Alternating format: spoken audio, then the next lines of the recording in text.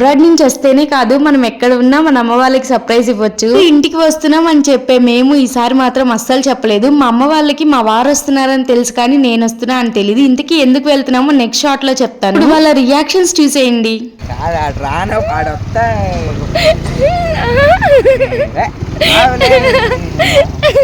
తమ్ముడికైతే ఏం మాట్లాడాలో కూడా అర్థం కాలేదు మమ్మల్ని చూసి అంత సడన్ గా. ఇప్పుడు మా అమ్మ అండ్ మా నాన్న రియాక్షన్ చూసేసేయండి మీరు.